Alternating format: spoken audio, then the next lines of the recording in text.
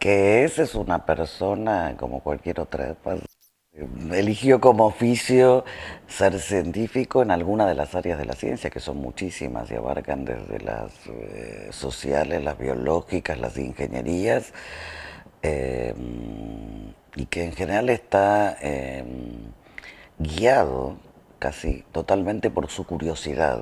O sea, la persona que elige ser científica es la persona que desde chico es curioso, quiere saber más. La ciencia es adquirir conocimiento que uno no tenía antes y, eh, y por eso estas personas en las cuales somos, digamos, sobre todo curiosas, queremos saber más. Entonces tenemos un compromiso. También como definición somos personas comprometidas con lo que hacemos, que también somos privilegiadas. O somos privilegiadas porque tenemos un trabajo al que queremos, algo que no puede decir toda la gente. O sea, no venimos solo por nuestro sueldo, sino porque nos gusta mucho lo que hacemos. La mayoría nos gusta mucho. Y ahí viene la segunda pregunta. Como debe ser un científico, al que no le guste mucho no debería ser, porque esto implica sacrificio y compromiso. En cómo debería ser puedo sumar que tiene que ser una persona comprometida con la sociedad, en el sentido que primero vivimos en Argentina en particular, pero en casi todos los lugares del mundo, la mayoría de los científicos trabajan en ámbitos públicos de los distintos países. Si bien hay un porcentaje que trabajan en empresas o también se puede llamar universidades privadas que no son exactamente un sistema público. El científico tiene un sueldo y no solo un sueldo, tiene financiamientos que vienen del Estado Nacional. Y en ese sentido tiene que ser una persona comprometida con quienes nos pagan eso y nos permiten hacer eso y devolver eso en la forma en la que mejor pueda, pero sobre todo siendo responsable con su trabajo. El conocimiento es público y debe seguir siendo público. Hay cierto conocimiento que está en el área privada, que no es el mayoritario, digamos, que es el que se obtiene o se busca y a veces se obtiene, o sea, buscar se busca. Sí, no siempre se obtiene para obtener productos o servicios que sean rentables, o sea, con fines de lucro. Hay una cierta cantidad de conocimiento que es patentable y eso tiene aristas no tan simples, porque la cuestión de las patentes implica reinversión o no en determinado conocimiento para que se siga desarrollando. Esa es otra historia aparte, la historia de patentes. Pero sacando la cuestión de patentes, el conocimiento es público. Nosotros, la mayoría de todos nosotros, cuando tenemos algún resultado, intentamos publicarlo en la mejor revista posible. La mejor revista posible implica una cuestión de prestigio, pero también implica una cuestión de impacto, o sea, cuán leída es esa revista. O sea, continuamente trabajamos para que el conocimiento sea público. La transferencia está bien, lo que pasa que no debe ser un fin en sí mismo, como que toda la ciencia se dirija a la transferencia.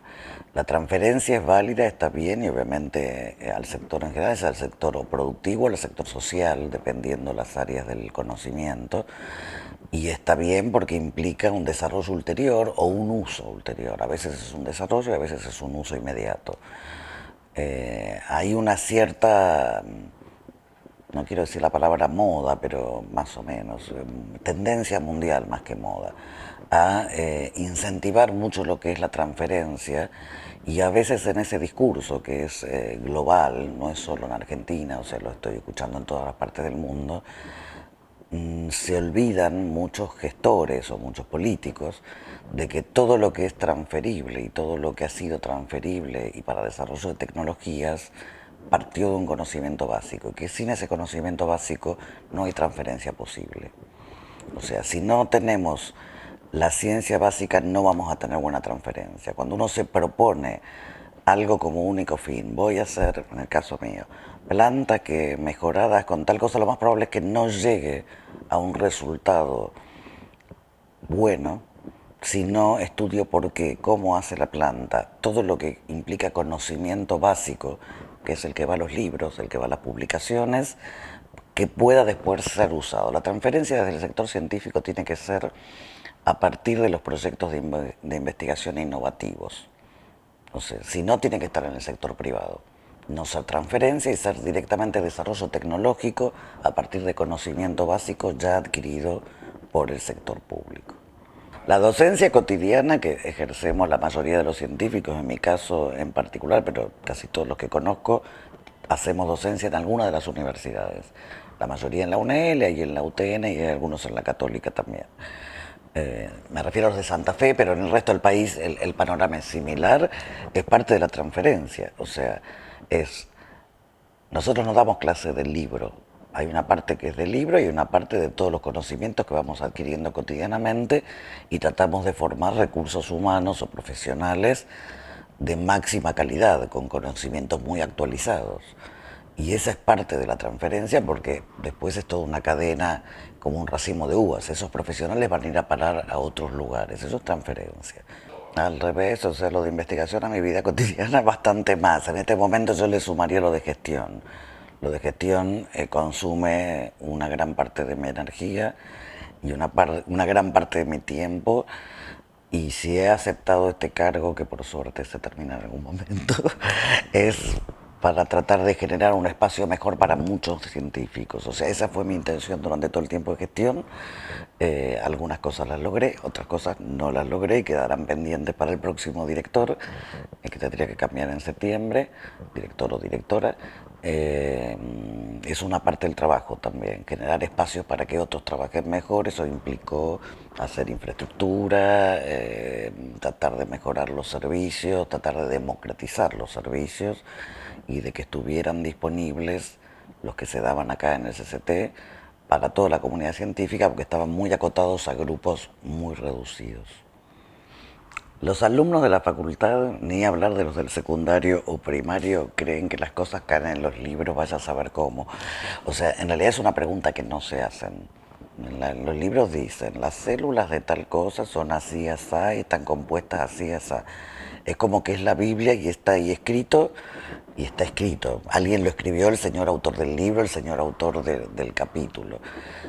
Creo que es un camino lento entender que ese conocimiento se generó a través de investigación científica y a través de aplicar el método científico, que es hacer una observación, frente a la observación hacer una pregunta o una hipótesis, una pregunta y después una hipótesis de cómo podría ser, y una experimentación que lleva a refutar o a corroborar esa hipótesis. Muchas veces la refuta, o sea, uno piensa algo que está equivocado y entonces tarda mucho en llegar a lo que es ese conocimiento que está en el libro. Eh, Probablemente me refiriera a eso, a que es un camino muy largo en tratar de entender que el conocimiento no cae en la imprenta. O sea, no es que alguien dice esto es así. Y eso es válido para cualquier disciplina científica. El señor que se siente a escribir la historia, un historiador, no es que lo sabe todo, tuvo que leer un montón, leer distintas fuentes, leer de dónde se contó. En cualquier otra disciplina pasa lo mismo. O sea, hay mucho trabajo para hacer para llegar a un conocimiento que sea digerible, por ejemplo, por un alumno de la secundaria o un alumno de la universidad. Más el trabajo experimental, eso los que somos experimentales, porque están los que son más teóricos y en ese caso por ahí se encuentran con otro tipo de dificultades, no diría que no tienen dificultades. En lo experimental existe una cantidad de dificultades adicionales que implican tener acceso a determinada tecnología, equipamiento, insumos, dinero, mucho dinero muchas veces para gastar en los experimentos y que salgan mal. O sea, a nosotros nos salen mal la mayoría de los experimentos. Cuando sale uno bien, es fiesta. Y la mayoría de las veces salen mal. Muchas veces salen mal porque uno lo programó mal, otras veces porque tuvo una hipótesis equivocada y una infinidad de veces por cuestiones técnicas, porque se cortó la luz, y, porque se volcó algo, porque un reactivo fue de mala calidad, digamos cosas que son ajenas al operador. Es el camino, pero también es fracaso, en realidad es continuamente, fracaso y éxito, eso es toda una escala, cuando son todos fracasos vamos mal, en general hay que tener una serie de fracasos, pero sí son fracasos y por eso mucha gente fracasa en ser científico. O sea, hay que estar preparado para el fracaso y saber que, no sé si hay otra palabra, pero que hay que levantarse del fracaso. O sea, me dio mal, a ver qué es lo que me dio mal, cómo lo hago de nuevo. Esa característica no la tiene todo el mundo. Y aún chicos que he tenido de alumnos y de tesistas muy inteligentes, con promedios brillantes, que uno diría va a tener todo el éxito del mundo, no lo han tenido. ¿Por qué no lo han tenido? Porque no soportan el fracaso. O sea, hay gente que está acostumbrada a que si hace las cosas bien, le va bien. A ver, un buen alumno dice, yo tengo que estudiar de acá hasta acá para rendir esta materia, resolver esta cantidad de problemas y me voy a sacar 10. Y normalmente es así. Si estudia, hace lo que tiene que hacer, le va bien en un sistema estructurado. Hacer ciencia no es tan estructurado. Uno va a hacer algo que no hizo nadie nunca. Entonces, cuando uno no lo hizo nadie nunca, muchas veces sale mal hasta que sale bien. El carácter de levantarse del fracaso no es algo que tengamos todos los científicos. Y en general el fracaso, repitiendo y valga la redundancia, viene de no soportar el fracaso. El fracaso es más cotidiano que el éxito. Muchas cosas. Por suerte tengo varios chicos trabajando conmigo, porque si no, él no podría, pero continuamente nos hacemos preguntas sobre el trabajo nuestro. En realidad mi investigación tiene que ver con cómo se expresan los genes en plantas y por qué se expresan y cómo responden a todas las condiciones medioambientales. Y en eso es continuo, tendría que entrar en mucho detalle más técnico que no creo que sea el objetivo del programa. Las preguntas siempre uno responde una y se le abren 4 más. Por eso seguimos teniendo trabajo, me parece. Y vamos a tener trabajo por mucho tiempo. La biología es muy complicada, ¿ver? Los seres vivos somos muy complicados y las plantas son seres vivos. No son tal vez tan complicados como los humanos o los animales que tienen movimiento, pero son seres vivos muy complicados con un número de genes que van de 25.000 a 50.000. Hay interacción entre la acción de esos genes, o mejor dicho, de sus productos, que son las proteínas, y continuamente dilucidar realmente qué es lo que pasa frente al dinamismo de un ser vivo, digamos, que aparte de su programa de desarrollo natural, tiene un programa que varía continuamente de acuerdo a la condición medioambiental, es preguntas continuamente. Y no podría elegir una en particular, o sea, tanto en el instituto como en mi grupo, que es un grupo dentro del instituto, o sea, por suerte hay un montón de personas que trabajamos en tratar de entender cómo las plantas se defienden ante los ataques del medio ambiente, se podría llamar ataques que pueden ser de origen biológico o no biológico. O sea, los no biológicos son las climáticas normalmente y las del suelo, y los biológicos son los que tienen que ver con, digamos, virus, bacterias, etcétera. O sea, organismos patógenos que afectan a las plantas, y con ese conocimiento de cómo lo hacen naturalmente tratamos de mejorar las plantas, tratando de aumentar esa respuesta que tienen las plantas a ese medio ambiente. Mejorar las plantas es uno de los desafíos más grandes que hay ahora, aunque muchos por ahí van a decir, no, curar el cáncer es más importante. Es muy difícil decir qué es más importante. La realidad es que gracias a la medicina y a que hay muchos trabajando curando el cáncer o tratando de curarlo, ese y otras muchas enfermedades, la esperanza de vida ha subido muchísimo en los últimos 50 años. También antes, ¿no? Pero digamos que la curva de crecimiento ha sido muy alta y la producción de alimentos no. De alimentos y energía lleva una pendiente muy inferior al del crecimiento de la población mundial, incluyendo todas las tecnologías que se han introducido en la producción vegetal. Hay un problema de distribución de la riqueza, digamos, en algunos lugares hay mucho, en otros lugares hay muy poco, y eso no está resuelto, pero aún si se distribuyera igualitariamente en todo el mundo, la comida no va a alcanzar de acá a 20 años, no va a alcanzar. El ritmo de crecimiento de la producción de comida, toda la comida viene de las plantas, en forma directa o en forma indirecta. Los animales comen plantas, nosotros comemos plantas, así que tanto vegetarianos como no vegetarianos dependen de última de las plantas.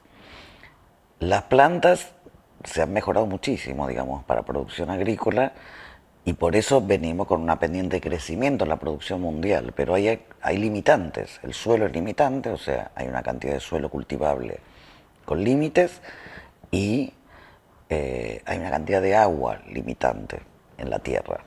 O sea que hay casi un límite, un techo a donde se va a poder llegar con la producción de alimentos.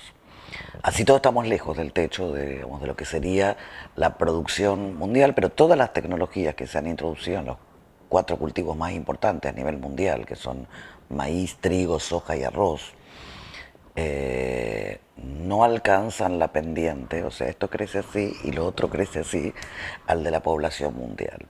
Antes de que a otro se le ocurra una idea más nefasta como yo qué sé, matar gente, digamos, ya ha ocurrido a lo largo de la historia un montón de veces, también existen políticas como las que se han aplicado en China, o sea, de cada dos personas un hijo, o sea, tratar de reducir esa pendiente de crecimiento de alguna forma, sin bajar el aumento en la calidad y en la esperanza de vida. Yo creo que igual las políticas van a tener que ser conjuntas. Hay que hacer mucho esfuerzo para que no falte el alimento. Si falta el alimento, las consecuencias pueden ser graves. En ese sentido, no solo mi grupo es un granito de arena, o sea, hay que juntar muchísima ciencia y muchísimos científicos del mundo para tratar por lo menos de mantener esa pendiente crecimiento. Si se pudiera hacer más alta, mejor.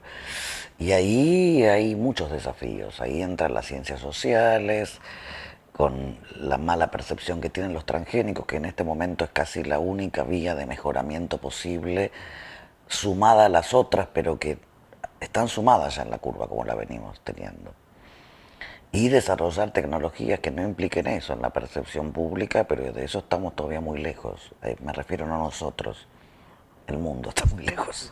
La tecnología ha aumentado exponencialmente con respecto a años anteriores. O sea, hoy en cualquier lugar del planeta la gente anda con un celular, tiene una computadora, tiene acceso a Internet.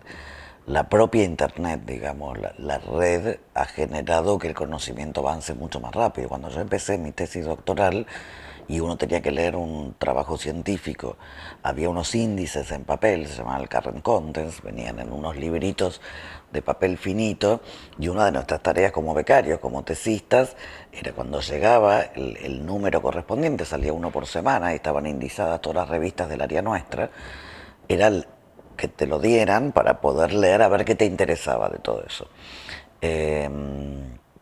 Primero nos peleábamos entre los becarios, quién lo tenía, quién no lo había devuelto, quién se lo había llevado a la casa, porque era uno para todos de ese librito, que no era un librito, una revista bastante, digamos, barata en su edición. Y segundo, cuando uno marcaba los trabajos que le interesaban, había que escribir unas cartitas que venían ya como una especie de postales impresas, donde uno le escribía al autor: por favor, mándeme este trabajo suyo, porque lo quiero leer, ¿sí? Y mandaba eso en un correo normal, no el correo electrónico. Y por ahí 2 meses después venía, con suerte, si el señor se tomaba el trabajo de sobrar su trabajo, la fotocopia la ponía, uno recibía el trabajo. Obviamente eso hoy yo hago así, y lo tengo online en 2 segundos. Eso acelera el conocimiento. Es innegable que la red, por ejemplo, para todas las demás disciplinas, acelera el conocimiento. Mandar un trabajo a publicar, se imprimían las copias del trabajo, que a veces es un manuscrito de 40, 50 páginas, con figuras, y estoy hablando post fotocopias. Antes tampoco existían las fotocopias, había que imprimir todas las copias en máquina de escribir. Yo no conocí la de manuscrito, pero y me llevé caligrafía, pero máquina de escribir con carbónico, sí. Carbónico y máquina de escribir. Las tesis anteriores a las mías fueron con máquina de escribir y carbónico. Se ponían las 5 hojas con carbónico y se tipeaba, y después todo eso había que mandarlo en un sobre que iba por vía aérea con suerte, cuando uno tenía la plata de pagar la vía aérea, y meses más tarde llegaban las revisiones de los referís, y hasta que volvía tardaba 1 año y medio en publicar un trabajo. O sea, en que ese conocimiento llegara a la humanidad y que ese conocimiento no llegue al resto de la comunidad, un retraso en avanzar en ese conocimiento. Es más, salían trabajos duplicados, o sea, en el sentido de distintos laboratorios del mundo por ahí avanzaban en el mismo sentido. O sea, al no tener uno la cotidianidad de saber lo que está haciendo el otro, se desperdicia esfuerzo, porque muchos hacen lo mismo, o parecido. Lo mismo es muy difícil, pero parecido. Creo que siempre va a haber algo por conocer, siempre va a haber, pero se conoce mucho en 20 siglos, pero yo creo que lo que no conocemos es infinitamente más grande que lo que conocemos. Yo entro en una librería, les debe pasar a ustedes también, me gusta leer, y yo digo, bueno, todo lo que no leí, no voy a llegar a leer. O sea, y leo mucho. Entonces, es mucho más lo que no sé que lo que sé, eso no me cabe la menor duda.